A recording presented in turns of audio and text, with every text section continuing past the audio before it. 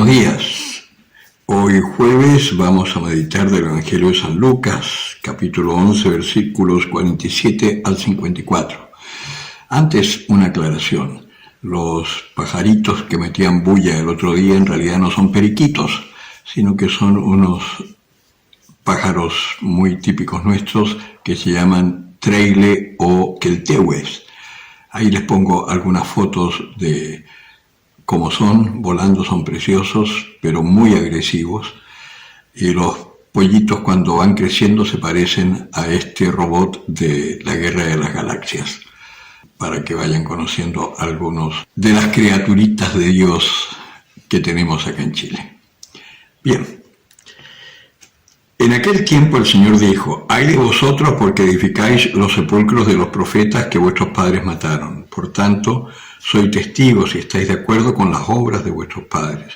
Porque ellos los mataron y vosotros edificáis sus sepulcros.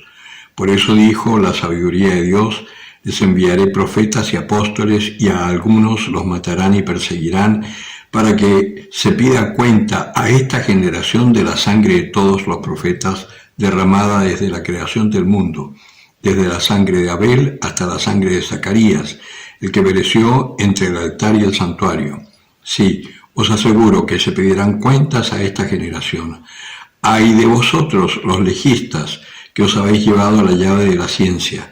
No entrasteis vosotros, y a los que están entrando se lo habéis impedido». Y cuando salió de allí, comenzaron los escribas y fariseos a acosarle implacablemente y a hacerle hablar de muchas cosas, buscando con insidias cazar alguna palabra de su boca. Palabra del Señor. A mí una de las cosas que me impresiona de la palabra de Dios, lo viva que es, efectivamente es una palabra que es absolutamente actual y seguirá siendo actual, porque así como nuestra conversión es cada día y tenemos que aprender a vivir el hoy, la palabra de Dios también es para hoy.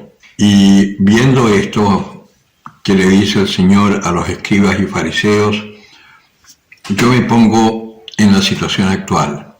Tenemos el caso de Nicaragua, por ejemplo, este legista que gobierna tiránicamente ese país, cómo ha tomado preso al obispo y a los sacerdotes y cómo está persiguiendo a la iglesia, cómo sacó de allí a las madres de la caridad, las monjas de Calcuta.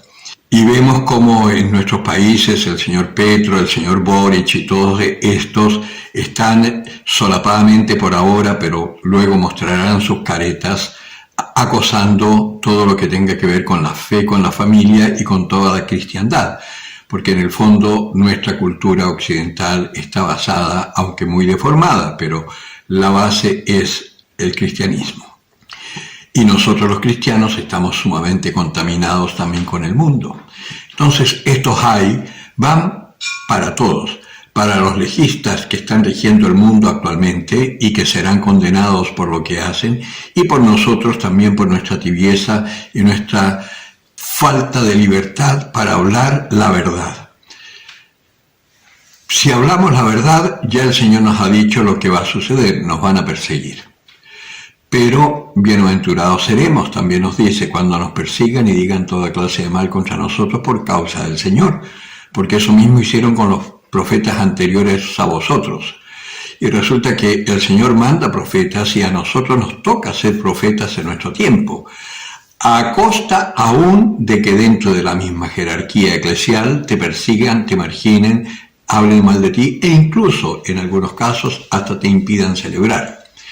No es mi caso aún, pero sí me consta de algunos sacerdotes, por ejemplo, que han sido echados de algunas diócesis por hablar con la verdad.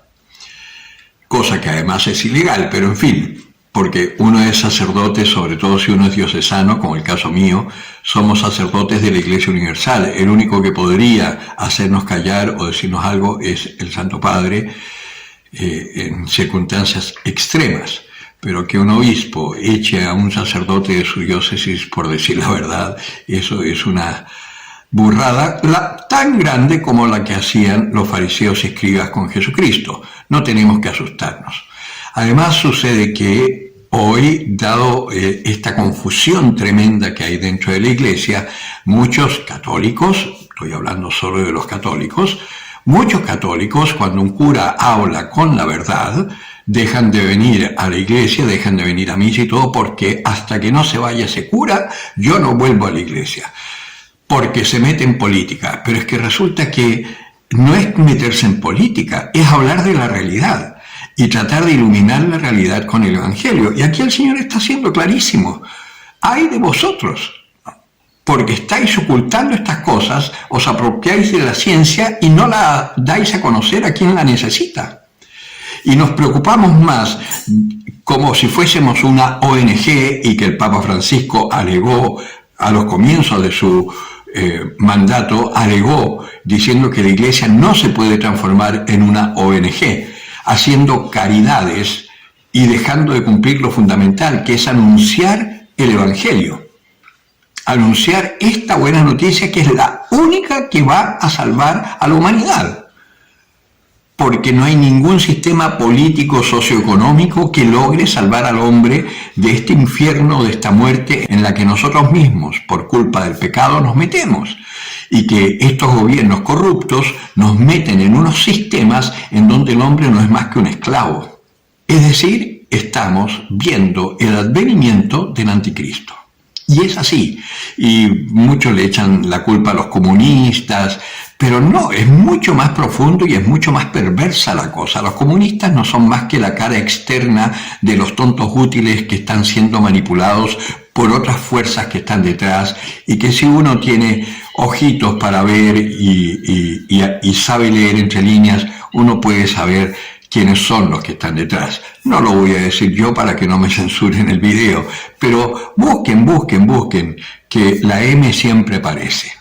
El que tenga oídos para oír, que oiga.